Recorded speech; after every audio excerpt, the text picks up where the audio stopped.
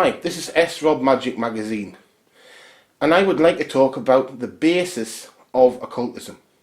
The foundation of real magic. This is something which isn't fully understood by people, or that people think they understand it but don't fully absorb it. And a lot of people think the foundation of magic is talismans and this and that, and they work their way like at the end you start with talisman, they work their way through it, and they get to the end, they think that's all there is, and they don't really understand that there's a foundation. And the foundation of it is basically about thought. The foundation of occultism is will, the power, the idea that will has a strength and has an effect on the world. The idea that the things like even aggression or emotion can have an effect on the world, although largely unwittingly. But if you think about the evil eye, that's basically that way. You look at someone with an extra long stare with aggression, it causes something to happen, normally without meaning to. Normally it only affects children or old people. But you've also got other things such as belief, of course, is a force in magic.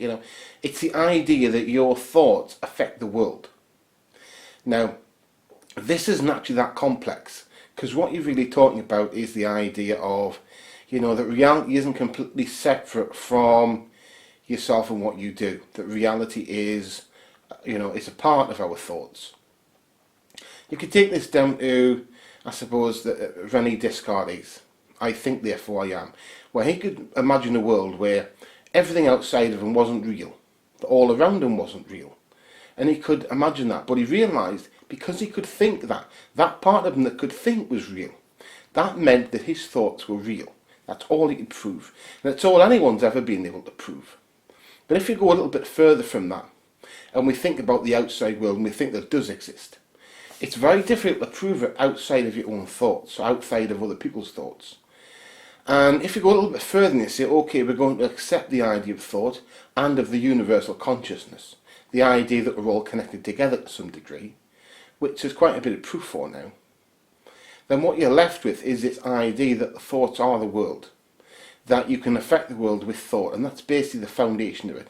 You take it right the way down, it's about your own ability to affect the world through your thoughts, through your belief, through your focus, through your intent and your will, using the right methods. Okay. Now, this is the thing. If you don't really understand that, then people will argue at depth about, this talisman isn't the one in my book, this spell isn't one of my spells, this isn't one of those, and they don't understand it. And the thing is, when you go on the occult, it's a big subject, but when you progress through it, if you get to the end of a line, to get forward you need what's there. That's what people don't understand. When you get there you need the very, very foundation of it to progress forward as well as that. And if you understand that, then you're able to break through and go further. And that's basically what it is about. But it's a difficult thing, this, because some people can't fully internalise it. Some people cannot fully internalise the idea that, it's all about thought, it's all about will and things like this. Is a magic wand magic?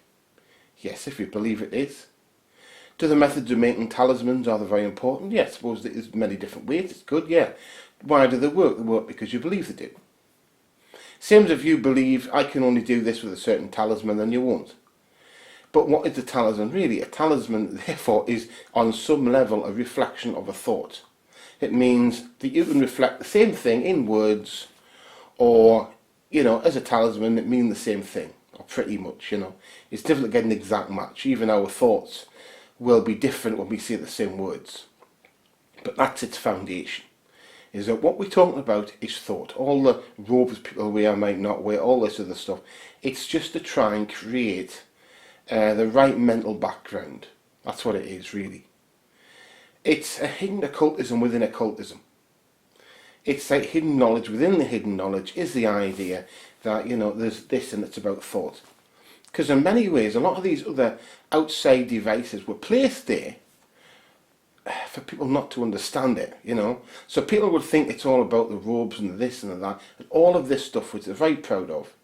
And it's there so that you can be standing right next to these people, and they're doing all this stuff, but only the ones at the very centre.